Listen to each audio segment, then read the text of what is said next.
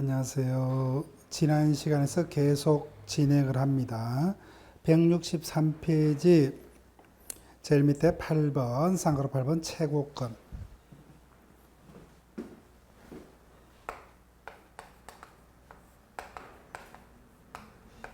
자, 앞으로 최고라는 법전상의 요거는 다 촉구라는 단어로 다 바뀔 겁니다. 그래서 앞으로 최고라는 단어는 촉구, 독촉, 청구 이와 같은 의미로 기억을 하시면 됩니다. 따라서 이미 우리가 그때 보겠지만 15조 제한능력자 상대방의 권리는 촉구할 권리로 바뀌어 있습니다. 그럼 촉구, 독촉, 청구라는 의미를 가지는 최고라는 것은 어떠한 권리자의 권리냐? 예를 들게 되면은 가벌간의 토지 매매가 있었습니다. 그때 매도인이 계약 체결 당시에 제한능력자 중에 한 명이었다. 또는 착오에 빠져서 사기당해서 또는 강박에서 매매 계약을 체결했다. 그렇지만 일단은 이와 같은 사유가 있더라도 앞 시간에 봤죠.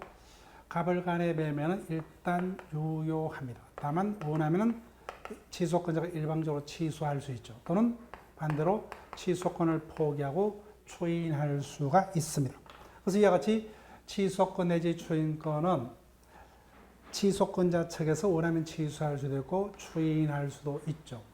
그래서 상대방의 지위는 불안정하게 될 수밖에 없습니다. 그래서 상대방 측에서 이와 같은 취소권자 측에 대해서 너와 나에게는 네가 원하면 취소할 수도 있고 추인할 수도 있는데 빨리 그 결론을 정해서 취소 여부를 나에게 알려달라. 이를 촉구하는 상대방이 가지는 것을 최고권이라 합니다.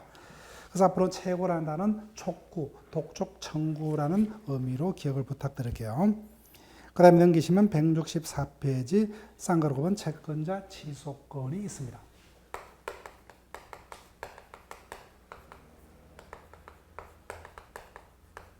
즉 예를 들게 되면은 갑이 채무자입니다. A가 채권자예요. 아무리 채권이 있더라도 채무자에게 재산이 없으면은 채권자의 채권은 의미가 없죠. 그래서 채무자가 그 재산이 부족함에도 불구하고 채권자를 해할 목적으로 자신의 재산을 타인에게 빼돌립니다. 그래서 이와 같이 채무자가 채권자를 해함을 알고 하는 이와 같은 재산행위를 사회행위라고, 이 경우 채권자를 보호하기 위해서 일정 요건에서 이와 같이 채무자의 같은 사회행위를 채권자가 일방적으로 취소하고 이를 원래대로 원상회복을 청구할 수 있는 채권자가 가지는 권리를 채권자 취소권이라 하고 406조에서 규정을 하고 있습니다. 자, 그 다음에 친생부인권으로 갑니다. 친생부인권. 친생부인권은 가족법상에서 인정되는 형성권 중에 하나입니다. 즉 예를 들게 되면은 가벌이 부부 사이입니다. 그래서 부부 사이에 A가 태어났다. 그럼 당연히 을과 A의 자식과 엄마의 관계는 누구도 부정 못하죠. 엄마 배서로부터 태어났기 때문에. 그때 혼인 중에 자식이 태어났을 때는 아빠의 관계에서도 A는 일단 갑의 자식으로 추정이 됩니다. 그때 갑이 A를 자기 자식임을 부정할 수 있는 갑이 가지는 권리를 친생부인권 반드시 재판으로만 일정한 요건에서 행사를 해야 됩니다.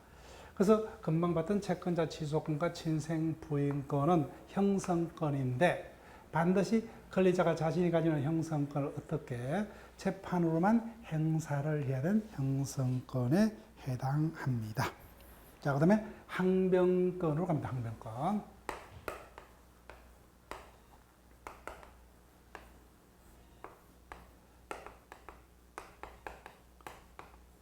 갑이 을에게 1,000만 원을 빌려줬습니다.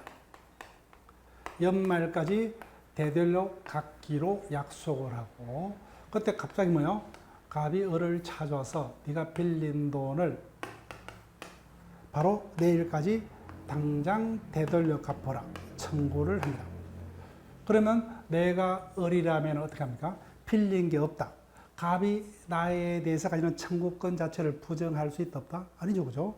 네가 나에게 1,000만을 받아갈 권리는 있다. 즉 청구권자의 청구권 자체는 인정합니다. 그렇지만 나는 뭐요? 요 날짜에는 못 돌려받겠다, 그죠? 이때까지 되돌려받기로 약속했기 때문에 그때까지는 뭐요? 못 돌려받겠다. 이와 같은 의무자가 청구권자에서 행사할 수 있는 의무자가 가지는 그걸 항변권이라 합니다. 자, 교과서적 표현을 보세요. 항변권이란 청구권자가 의무자에서 의무행을 청구해 왔을 때 의무자가 일정한 이유를 들어서 그 이행을 거절할 수 있는 의무자 측이 가지는 권리를 항변권이라고. 이 경우는 언제까지만 이행을 거절합니까? 이때까지도, 그죠? 이를 영기적 항변권 또는 일시적 항변권이라 합니다. 근데 일정한 경우는 영원히 이행을 거절할 수 있는 항변권이 있더라. 이를 영구적 항변권이라고. 대표적인 게 상속인의 한정성인의 항변권이 여기에 해당합니다. 자, 그 다음에 권리경합, 법규경합 단어를 설명드립니다. 권리경합. 앞으로 우리가 경합이라는 단어는 수업 중에 자주 등장을 합니다. 그래서 똑같은 식으로 여러분들이 이해를 하시면 돼요. 자, 일단 피부적으로, 피상적으로 느꼈을 때 권리자에게 하나의 권리만이 아니라 뭐요? 여러 개의 권리가 동시에 권리자에게 주어지더라. 이를 권리의 경합이라 합니다. 자, 대표적인 예를 들어볼게요. 까불간에 아파트 임대가 있었습니다. 빌린 자는 뭐요? 임차인. 빌려주는 상대방을 임대인이라고 하겠죠. 그런데 그 기간이 끝났음에도 불구하고 임차인이 그 임대차 목적물을 임대인에게 반환치 않습니다. 즉 분쟁의 사실관계는 요거 하나다, 그죠?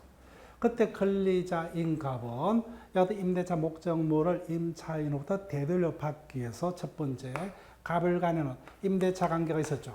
그래서 임대차에 기해서 돌려달라 반환을 을에 대해 청구할 수도 있고, 일반적으로 갑은 누굽니까? 소유자죠. 그래서 내 집 돌려달라 그죠.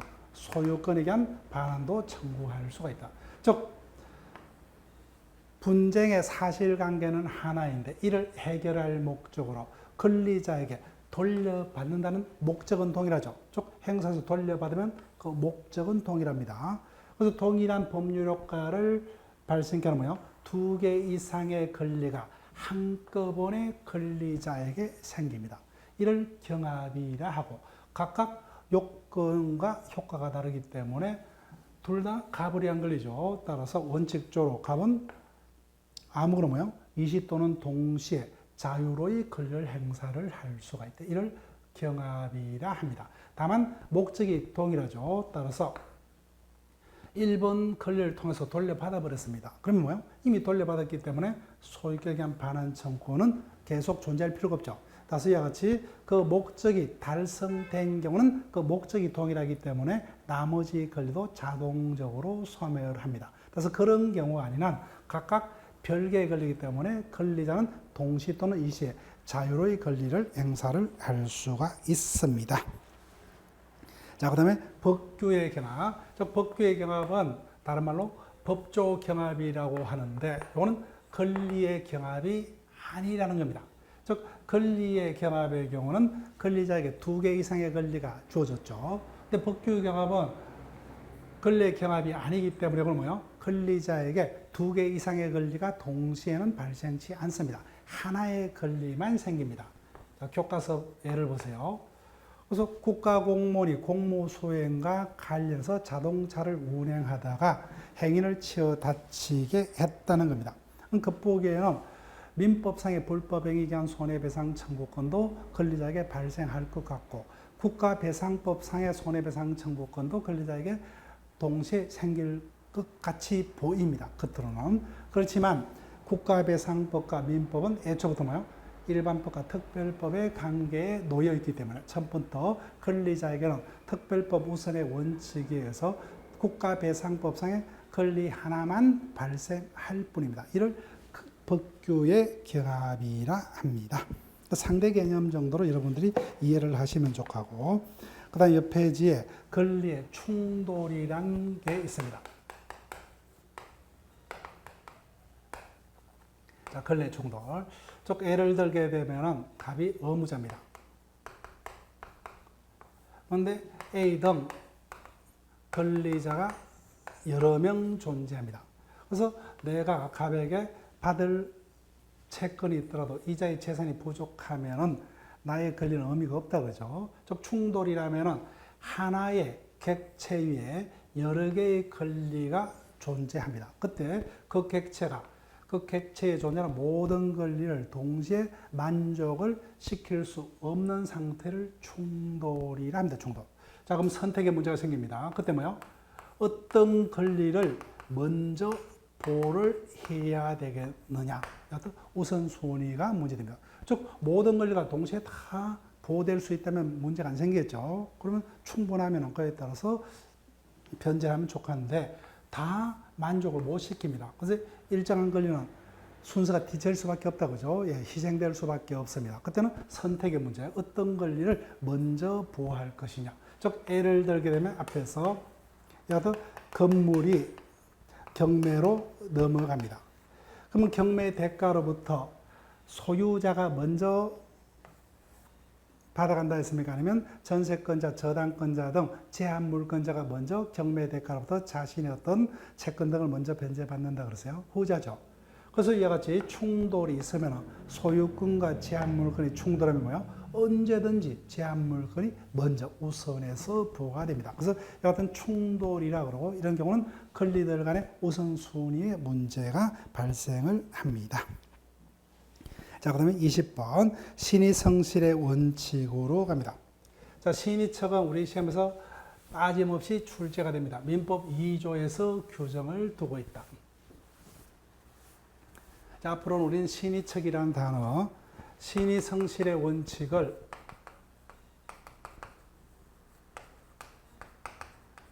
줄여서 신의칙이라고 민법 1조에서 우리가 봤던 조리를 다른 말로 신의척이라고 합니다. 신의척. 자, 신의척이 뭐냐? 자, 볼게요. 교과서 2조 1항에서 규정을 하고 있습니다. 권리의 행사와 의무행은 신의에 쫓아서 성실히 하여야 한다. 즉 법조문 2조 1항을 봤지만 법조문이 아닌 듯한 도덕책을 보는 듯한 느낌이 강하죠. 그죠? 이게 2조의 특징입니다. 즉 내가 권리를 가지고 있다면 원칙적으로 옆에는 누가 있습니까? 관계 개념이기 때문에 의무자가 존재하는 게 원칙이죠. 그래서 내가 권리를 가지고 있더라도 그 권리 행사는 나만의 이익 추구가 아니라 상대방이 나에게 기대하는 정당한 믿음에 쫓아서 성실히 권리를 행사를 해야 하고, 반대로 내가 의무자라면 권리자가 기대하는 수준에 맞춰서 성실하게 의무를 이행을 해야 된다. 이를 신의칙이라 합니다. 그래서 효과, 내가 권리를 행사를 한다고 했지만 뭐요? 어떤 신의칙이 입이 되면 이거는 정당한 권리 행사가 될 수가 없고, 반대로 내가 의무를 이행한다고 했지만 그 의무 이행이 신의칙에 반하면 의무 이행이 아닌 의무 불이행이 될 수밖에 없습니다. 자, 교과서적 표현을 보세요. 즉 우리는 사회에서 나만이 존재하는 게 아니죠. 타인과 공동체 생활을 할 수밖에 없죠. 따라서 공동체 생활을 함에 있어서는 항상 나만의 이익이 아니라 상대방의 정당한 이익을 고려내지 배려하면서 성실하게 나의 권리 또는 의무를 행사하고 이행해라는 이와 같은 공동체 행동 원칙을 신의칙이라 합니다. 근데 이와 같은 신의칙으로부터는 다시 세 가지의 원칙이 파생이 됩니다. 첫 번째, 사정 변경의 원칙입니다. 자, 우리가 사정 변경의 원칙은 용어는 모르지만 일상생활에서 우리가 일반적으로 알든 모르든 이와 같은 원칙을 가지고 생활한 경험들은 여러분들이 예를 찾아낼 수가 있을 겁니다.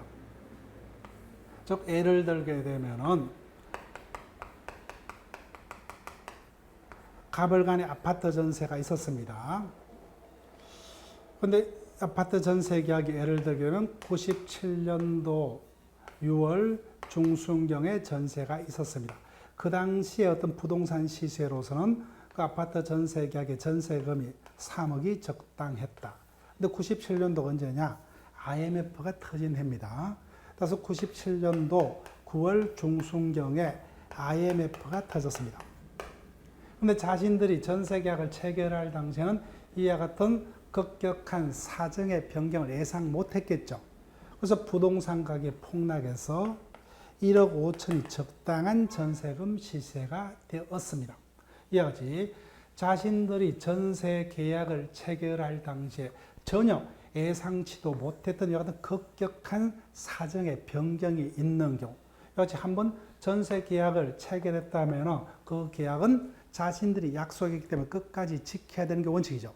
근데 이와 같은 원칙을 끝까지 고집하는 순간 누구에게?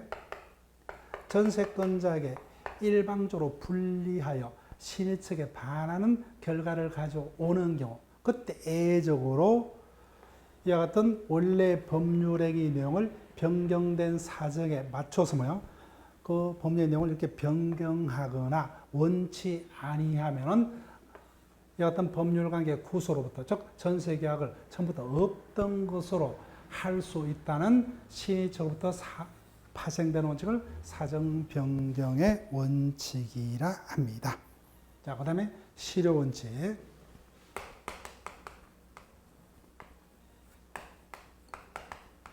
자, 실효원칙이라 하게 되면 예컨대 한전입니다. A가 지분이요.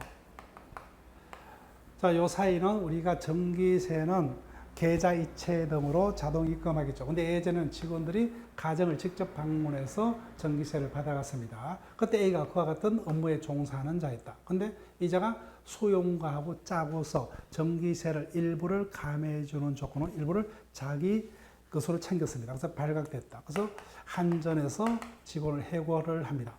근데 해고를 하기 위해서는 변명의 기회를 법적으로 보장을 해야 돼요. 이를 청문 절차라는데 이와 같은 청문 절차를 거친 바 없습니다. 그럼 법적으로 해고는 무효입니다. 그럼 A는 뭐예요? 이와 같은 법적인 문제를 이유로 해고 무효 소송을 통해서 충분하게 복직이 가능했습니다. 근데 A만 그와 같은 나쁜 짓을 한 게 아니라 똑같은 동료 직원도 그와 같은 나쁜 짓을 저질렀다가 해고가 됐다. 근데 B는 이와 같은 법적인 문제를 주장해서 소송을 통해서 복직이 됐습니다. 동료니까 뭐요? A도 그와 같은 사실을 알았겠죠. 그런데 A는 뭐요? 그와 같은 사실을 알고도 장기간 자신의 이와 같은 권리를 행사치 않습니다.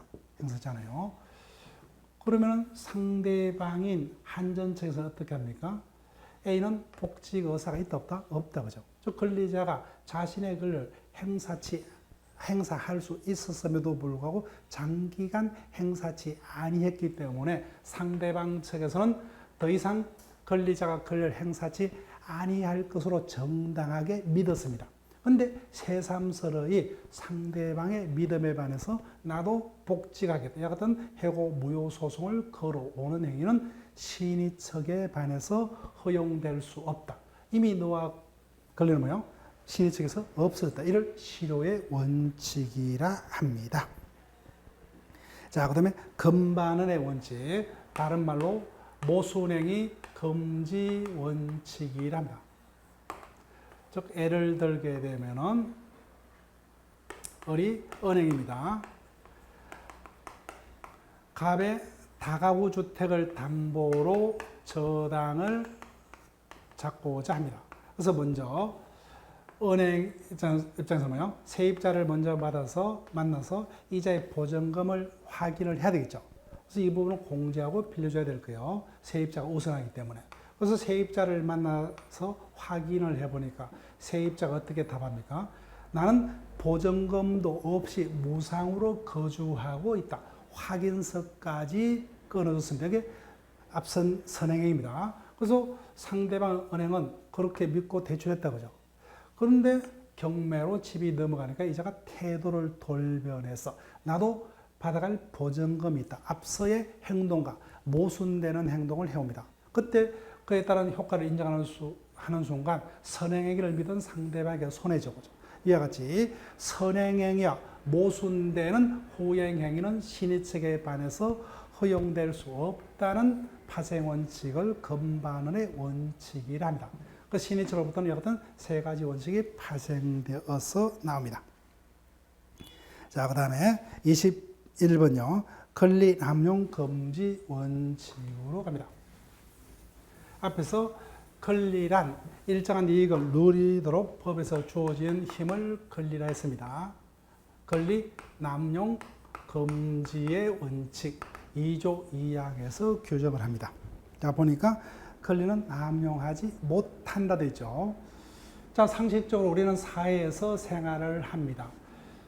그래서 내가 일정한 권리를 가지고 있다는 것은 역설적으로 뭐요? 나머지 사회 구성원들이 나의 권리를 권리로서 인정을 해주기 때문에 의미가 있는 거죠. 그럼 당연히 내가 권리자라도 그 권리는 당연히 행사에는 일정한 한계가 있을 수밖에 없습니다. 그래서 권리는 사회에서 인정하는 한계 내에서만 권리를 행사를 할 수가 있고, 겉보기에는 권리 행사 같이 보일지라도 그 권리가 인정되는 사회적 한계를 벗어나는 행사는 허용될 수 없다는 원칙을 권리 남용 금지의 원칙이라 합니다. 자, 예를 들어서 설명을 해볼게요. 어느 개발업자가 그 동네 주위를 허름한 동네를 통째로 구입해서 개발 사업을 진행하고자 합니다. 큰 도로가 여기 있습니다. 그래서 필요한 땅을 샀습니다. 근데 도로의 면에 있는 앞부분에 어떤 건물 등을 매수를 했는데 뒷부분에 있는 건물에 거주하고 있는 몇몇 주민들이 매수에 응하지 않습니다. 그럼 이 부분은요, 건설업자 갑이 소유권자죠. 근데 A 등이 거주하고 있습니다. 그래서 이 부분은 자기 땅이다 보죠. 그래서 뒤에 거주하는 주민들이 아침에 출근하려면 도로에 통해서는 갑의 땅을 밟고서 통행을 할 수밖에 없다. 근데 갑이 팔지 않으니까 밉죠, 그죠? 따라서 자기가 토지 소유자로 도로에 통하는 기존 길에다가 담을 높이 쌓아서 담장을 높게 쌓아서 뒤에 거주하는 사람들의 도로에 어떤 출입을 금하는 것을 행사하고 있다. 즉 얼핏 보기에는 이거는 소유자이기 때문에 정당한 소유권의 행사로 보일 수가 있죠, 그죠? 그렇지만 상식적으로 예를 들게 되면 아무리 소유자라도 소유권 행사는 한계가 있을 수밖에 없다. 그래서 예를 들면 A가 임산부입니다. 아침에 출근하기 위해서 갑이 쌓아둔 담을 넘다가 낙태가 되는 이와 같은 불상사까지 발생했다, 그죠? 즉 아무리 권리자가 권리를 가지고 있다도 그 권리 행사는 공동체 생활에 이루어서 한계가 있을 수밖에 없다. 따라서 이거는 소유권에 빙자한 폭력 행사죠. 따라서 그 권리가 인정된 사회적 한계를 벗어나는 권리자의 권리 행사는 정당한 권리 행사가 될 수 없다. 이와 같은 원칙, 그와 같은 행위는 금지된다. 이를 권리 남용 금지 원칙이라 합니다. 자, 그러면 넘기시면은 166페이지 제3장 권리의 주체로 갑니다. 자, 지금까지 민법 총칙각에서 민법 소론 파트, 그 다음에 권리 의무와서 권리의 종류에 속하는 개별 권리의 개념, 그 다음에 권리의 행사와 의무 이행의 한계에 관한 신의적 권리 남용 금지 원칙에 관한 개념들을 간단하게 살폈습니다. 자, 그 다음에 권리 주체로 갑니다. 자, 권리란 일정한 이익을 누릴 수 있도록 법에서 주어지는 힘을 권리라 했죠. 그럼 쉽게 말하면 이와 같은 권리를 가질 수 있는 자가 누구이냐는 겁니다. 권리의 주인이 될 수 있는 자. 법적으로 표현하면 권리의 기속 주체가 될 수 있는 자. 당연히 권리를 가질 수 있는 자는 의무도 부담할 수 있죠. 그래서 권리 주체라면 정확하게는 권리 의무의 주체일 겁니다. 그래서 현행법상 권리 주체는 2명밖에 없습니다. 우리와 같은 육체적 생명체인 자연인과 법에서 자연인 아닌 자로서 우리와 같이 권리 의무의 주체가 될 수 있는 자격이 부여된 일정한 단체인 법인 2명이 있습니다. 자, 여기까지 볼게요. 민법상의 권리 주체는 자연인과 법인 2명이 있습니다. 자, 그러면 각종 용어들을 설명을 합니다. 능력. 능력이란 단어는 우리가 일상적으로 이해하고 있는 단어의 의미하고 똑같아요. 무엇을 할 수 있는 또는 무엇이 될 수 있는 똑같은 단어입니다. 그럼 앞에다가 수식어를 붙이면 첫 번째 권리 능력. 권리 능력이라면 금방 봤던 권리 주체가 될 수 있는 자격 내지 지위를 권리 능력이라 하고, 이 같은 권리 능력자를 권리 주체랍니다. 누구밖에 없어요? 자연과 법인밖에 없어요. 따라서 이 같은 권리 능력이 없는 자의 권리 획득 행위는 의미가 없죠. 무조건 무효가 됩니다. 여기까지 볼게요. 권리 능력. 3조에서 사람은 생존하는 동안 권리 의무 주체가 된다. 이때 사람은 누구를 말합니까? 우리와 같은 육체적 생명체의 자연을 말한다. 3조에는 자연인은 누구나 남녀 불문, 나이 불문하고 똑같이 권리 주체가 될 수가 있습니다. 그 다음에 두 번째 34조입니다. 법인은 법률의 규정에 쫓아서 정관을 정한 목적 범위에서 권리 의무 주체가 된다. 그래서 자연인 아닌 나머지 일정한 단체, 사람의 단체에 대해서 권리 주체성이 부여된 법인을 사단법인, 일정한 재산의 단체에 대해서 권리 주체성이 부여된 법인을 재단법인이라 합니다. 그래서 이 같은 법인도 우리하고 같은 권리 의무 주체가 될 수가 있고, 그래서 이와 같은 권리 능력 없는 자의 권리 획득 행위는 무조건 무효가 됩니다. 그래서 예를 들면 갑이 사망을 합니다. 그럼 갑이 사망하면 갑의 재산은 일정한 상속인이 상속받게 있죠. 근데 갑에게는 그와 같은 상속인이 존재치 않습니다. 갑에게는 유일한 뭐요? 반려동물밖에 없습니다. 그래서 이자에게 모든 내 재산을 물려주겠다. 즉 앞에서 이와 같은 소유권 등 권리를 가질 수 있는 자는 누구밖에 없어요?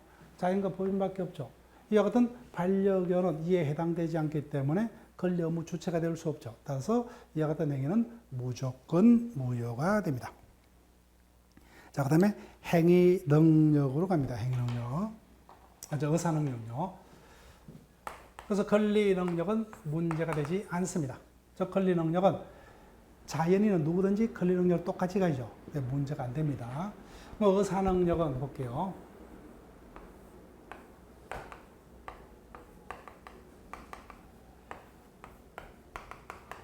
갑이 3살입니다. 근데 자기 소유의 토지가 있죠. 그죠? 소유권 등 권리를 가질 수 있죠. 자연인은 누구든지 권리를 동등하게 가집니다. 근데 자기 거니까 뭐야? 단독으로 을에게 매도했다. 그럼 상식적으로 갑을 간의 매매 계약은 유효다, 무효다? 유효입니다. 자, 볼게요. 갑이 회사원입니다. 35세. 아주 좋은 회사에 다닙니다. 근데 어느 날 회식 자리에서 만취 상태에서 집으로 돌아오다가 대리점에 들려서 자동차 매매 계약을 체결합니다. 근데 현재 매매 계약 체결 당시에 갑이 어떤 상태입니까? 만취 상태죠. 필름이 끊겼습니다. 아무 생각 없는 상태입니다. 자기가 어떤 짓을 하고 있는지 몰라요. 그러면 각각 대리점사의 자동차 매매 계약 무효입니다. 결론은 무효. 왜? 근거가 의사 능력이 없었기 때문에. 즉 이와 같은 행위자의 능력을 의사 능력 그럽니다. 그래서 의사 능력이라 하면 갑이 자신 소유의 토지를 팔았죠. 자신이 자동차 매매 계약을 체결했습니다. 근데 3살짜리가 됐든 만취자가 됐든 자기가 지금 하고 있는 행위가 어떤 건지 알 수 없죠. 그죠? 즉 최소한 자신의 행위가 유리한지 불리한지를 판단해서 그에 따라서 행위할 수 있는 행위자의 능력을 의사 능력이라고. 즉 사적 자치는 사적인 생활은 너희가 자율적으로 형성해라. 그죠? 그럼 최소한 이와 같은 능력은 있어야 되죠. 따라서 이와 같은 능력이 없는 자의 행위는 법적으로 의미가 없기 때문에 의사 능력이 없는 행위는 무효가 됩니다. 자, 지금부터 중요합니다. 근데 보니까 갑은 3살, 이거는 35세입니다. 그래서 나이에 따라서 여튼 의사 능력이 있고 없고를 정할 수가 없죠. 그죠? 즉 평소에 회사원 35살은 지금 현재 박사입니다. 박사. 엄청난 능력자죠. 근데 문제는 뭐예요? 자동차 매매 계약을 체결할 때는 필름이 끊긴 상태였죠. 그죠? 그럼 상식적으로 의사 능력은 언제 필요합니까? 언제 필요해요? 매매 등 법률 행위를 할 때 필요하죠. 따라서 구체적 법률 행위 시마다. 그 다음 나이에 따라서 능력이 있고 없고를 판단 못하죠. 그때마다 뭐요? 갑이 박사지만 요때는 능력이 없었다. 그죠? 그래서 이와 같이 구체적 매매 등 법률 행위 시마다 개별적으로 즉 개개인별로 따로 판단합니다. 그래서 일률적으로 나이 등의 기준을 통해서 의사능력이 있고 없고를 정할 수 없기 때문에 의사능력에 대해서는 민법에 조문을 둘 수가 없습니다. 조문은 없지만 당연히 필요한 능력. 그래서 이 부분을 이해를 부탁드릴게요. 자, 의사능력 보세요. 교과서적인 표현을 이렇게 합니다.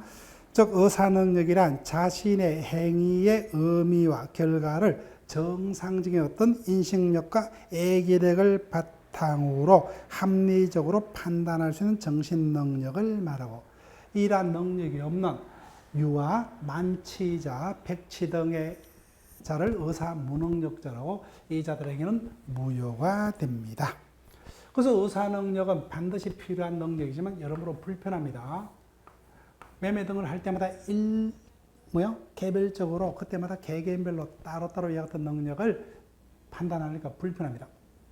자, 결론. 왜 불편하냐? 일단 민법은 실체법, 결론이죠.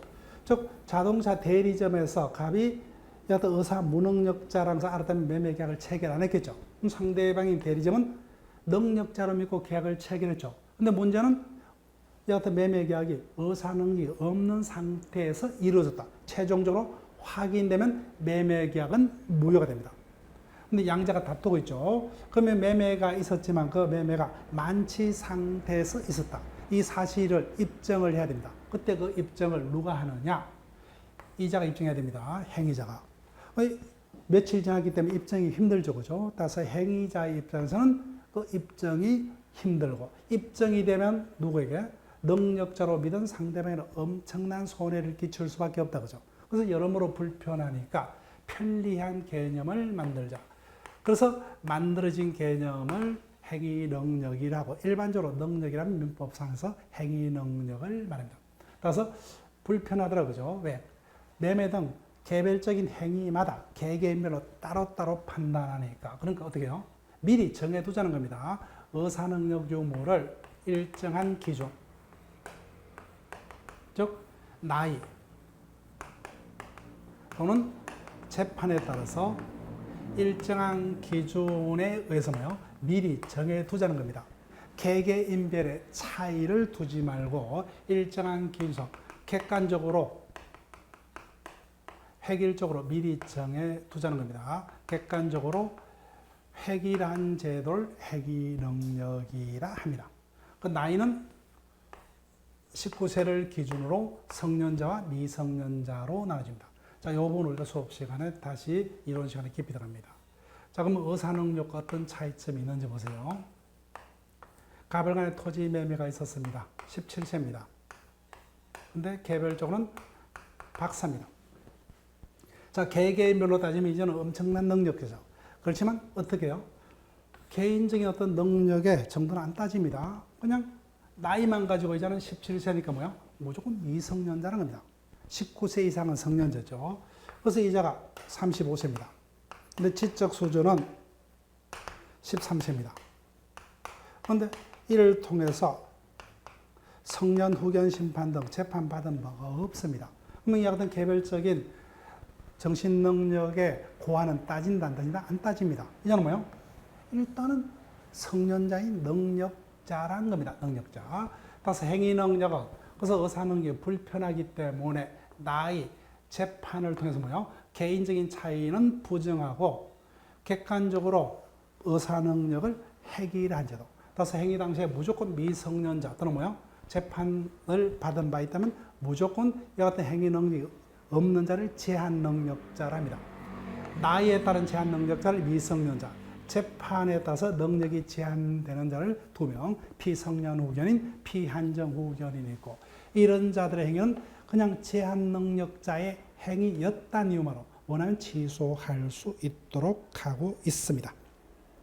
그래서 5번 미성년자. 미성년자는 뭐예요? 아무리 박사라도 개인적인 능력에 관한 안 따진다, 그죠? 나이만을 가지고 획일적으로 성년자와 미성년자를 구분합니다.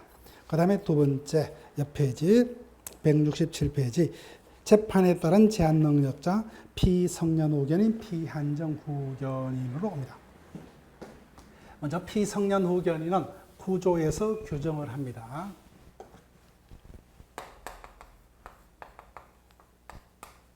피성년 후견인. 어떤 자를 피성년 후견인으로 하느냐? 갑이 자기 소유 토지를 이렇게 매도합니다. 근데 이 자가 뭐예요? 그 매매 당시에 침해를 심하게 앓고 있습니다. 따라서 판단 능력이 전혀 없어요. 자, 그럼 구조를 보니까 볼게요. 1항 가정법원은 질병, 장애, 노령 그 밖의 사유로 인한 정신적 제약으로 사무 처리 능력이 지속적으로 결여된 사람에 대해서 본인 등의 청구에서는 마지막 줄 성년 후견 개시 심판을 한다, 그죠? 그래서 침해를 심하게 앓고 있으면 이 자는 판단 능력이 전혀 없죠, 그죠? 그 정도가 아예 판단 능력이 지속적으로 결여가 되어 있습니다. 이와 같은 자에 대해서 일정한 자의 청구에서 법으로부터 성년 후견 심판을 받았다, 그죠? 그래서 피자는 심판 받았다. 그런 의미의 접두어입니다, 접두어. 그래서 성년 후견 심판을 받은 자를 피자를 붙이고 피성년 후견이랍니다. 자, 한번 그림을 잘 보세요. 그래서 가별간의 매매가 10년도 1월 10일자에 있었습니다. 침해를 심하게 앓고 있었고 갑은 판단 능력이 거의 없습니다. 그런데 이를 원인으로 두 번째 15년도에 비로소 일정한 자의 청구에서 갑이 성년 후견 심판을 받았습니다. 그러면 매매 당시에는 이와 같은 침해 등을 앓고 있지만 법으로부터 성년 후견 심판을 받은 바 있다 없다? 없다는 거예요. 따라서 행위 능력과 의사 능력과 달리 개별적으로 판단하는 것이 아니라 행위 당시에 뭐요? 나이와 재판을 통해서 일률적으로 개인적 차이는 부정하고 객관적으로 의사 능력 유무를 정하고 있더라고요. 이를 행위 능력이라는데 아무리 침해 등을 심하게 앓고 있더라도 매매 당시에는 이자가 재판을 받은 바 있다 없다? 없다. 그러면 매매 당시 이자는 능력자다, 제한 능력자다? 능력자라는 겁니다. 능력자. 따라서 갑은 능력자이기 때문에 을과의 매매를 제한 능력자의 행위라는 이유로 취소 못합니다. 이때 재판을 받았기 때문에 이때부터 제한 능력자가 되죠, 그죠? 그 다음에 이 자는 우리하고 똑같이 살아 있는 자이기 때문에 자기 소유의 토지 등 권리는 가질 수 있죠. 권리는 누구나 평등하게 가집니다. 권리는 있더라도 그 매매 등의 행위는 자기가 독자적으로 할 수 없습니다. 제한 능력자이기 때문에. 누구 때문에? 법원의 재판으로. 그럼 이 자의 능력을 다시 원래대로 되돌려 줄 수 있는 자도 누구밖에 없어요? 법원밖에 없죠. 그래서 이 자가 치매 등으로 같은 능력이 없는데 열심히 병원에 다녀서 병을 깨끗하게 고쳤습니다. 그러면 법원에서 뭐요? 종전의 재판을 취소하고 이제는 능력자로 살아라. 종전의 심판을 종료하는 심판을 내려줍니다. 그러면 그림을 보니까 갑은 능력이 소급해서 회복되겠습니까? 그때부터예요. 그때부터죠. 그래서 갑은 언제부터 언제까지만 제한 능력자입니까? 요때다, 그죠? 요때. 따라서 아무리 이와 같은 자일지라도 현실적으로 재판이 있기 전까지는 능력자라는 겁니다. 자, 그 다음 피한정 후견인 7번. 그림은 똑같습니다. 다만 판단 능력의 정도의 차이점입니다. 정도의 차이점.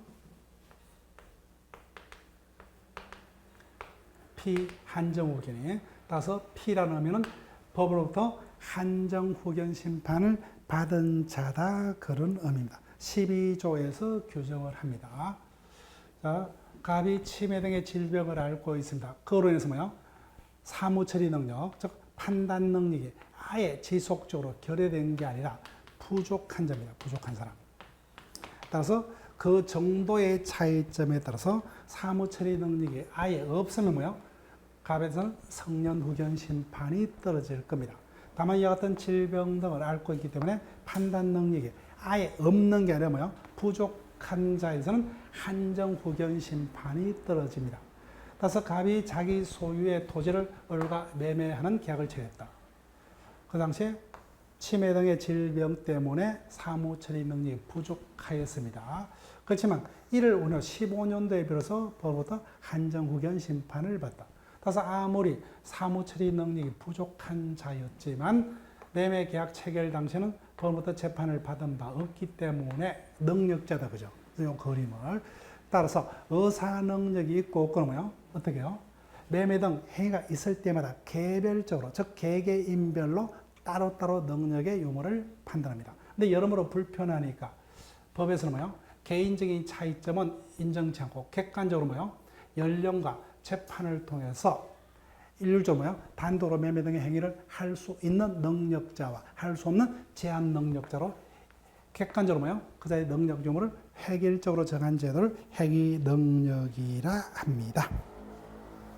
자, 그 다음에 8번요. 피특정 후견인으로 갑니다. 피특정 후견인. 그럼 피특정 후견인은 어떤 자예요? 법으로부터 특정 후견 심판을 받은 자를 피특정 후견인. 앞에서 제한 능력자는 3명, 나이에 따른 제한 능력자가 미성년자, 재판에 따른 제한 능력자가 2명이다. 그죠? 그럼 이 자는 그게 속하지 않죠. 따라서 피특정 후견인은 제한 능력자가 아닌 우리하고 똑같은 능력자입니다. 근데 문제는 어떤 경우에 이 자에게 특정 후견 심판이 떨어지느냐는 겁니다. 자, 14조에 2에서 정하고 있는데 1항 가정법원은 질병, 장애, 노령 그 밖의 사유로 인한 정신적 제약으로서 피성년 후견인, 피한정 후견인과 공통점은요, 정신적 제약이 있는 자다. 그 점에서 똑같아요. 다만 이 자는 일시적 후원 또는 특정한 사무에 관해서 후원이 필요한 자입니다.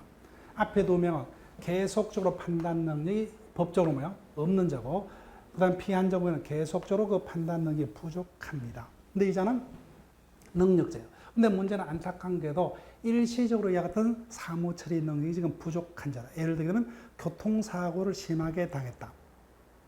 그래서 머리가 부딪혀서 뭐요? 지금 한 달 동안에는 아직까지 머리가 띵한 상태에서 어떤 것을 제대로 깊이 있게 생각할 수 없다. 그죠? 그때 그자의 재산을 보호하기 위해서 그때 또한 뭐요? 타인의 도움을 받으라. 그다음에 이 자가 재산이 엄청 많습니다. 모든 것을 자기가 판단해서 사고팔고를 다 결정할 수가 있다.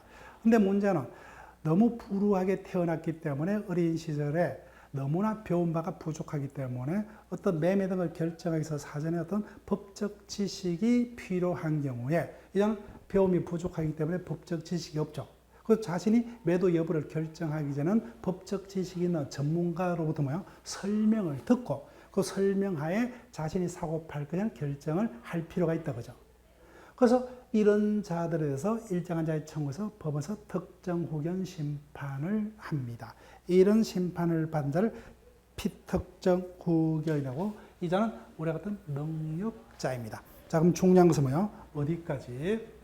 다른 것은 다 여러분들이 모르더라도 이번 시간에서는 의사 능력과 행위 능력의 판단 기준, 의사 능력은 매매 등을 했다고요. 자동차 매매 계약을 체결했다. 보니까 토지 매매가 있는데 보니까 매도인이 3살짜리더라. 또는 자동차 매수 계약에 체결이 있었는데 그자가 35세 박사고 아주 좋은 회사를 다니고 있지만 그 매매 계약 체결 당시에는 만취 상태에서 필름이 끊긴 상태에서 매매 계약을 체결하고, 이런 자들의 매매 계약은 의사 능력이 없는 자의 법률이기 때문에 무효이더라. 그죠? 그러면 의사 능력이 있고 없고는 뭐예요? 어떻게 판단하느냐? 매매 등의 행위가 있을 때마다 뭐예요? 개개인별로 그자가 말정한 정신 상태에서 자동차 매수 계약을 체결했느냐, 만취 상태에서 체결했느냐, 개별적으로 뭐예요? 따로따로 판단합니다. 그러니까 여러모로 불편하더라. 그래서 사회에서 어떤 거래 안전을 해할 염려가 있더라. 그래서 편리한 개념을 만들자. 그래서 행위 당시에, 매매계약 체결 당시에 행위자가 의사 능력이 있는 자, 없는 자 뭐예요? 따질 필요도 없이 객관적으로 뭐요? 미리 나이와 19세 이상이냐 미만이냐 아무리 치매 등의 질병을 앓고 있더라도 이를 이유로 단독으로 행위할 수 없다는 제한 능력 심판이 행위 당시에 있었느냐 없었느냐에 따라서 획일적으로 능력을 객관화한 제도를 행위 능력이라 하고 이와 같은 행위 능력이 없는 자를 제한 능력자라는데 나이에 따른 미성년자, 재판에 따른 피성년 후견인 피한정 후견이고 이런 자들은 뭐요? 단독의 어떤 매매 등의 행위가 있었다면 그자가 매매 등을 할 때 실질적으로 뭐요? 의사 능력이 있느냐 따질 필요도 없이 그냥 제한 능력자의 행위란으로 무조건 취소할 수 있게끔 정하고 있습니다. 자, 지금까지 권리 주체와 관해서 제한 능력자의 개념까지 살폈습니다. 자, 다음 시간은 이와 계속 개념 위주로 똑같은 방법으로 진행을 하고 속도를 조금씩 빨리 하겠습니다. 자, 수고들 많이 하셨습니다. 다음 시간에 뵙겠습니다. 수고했습니다.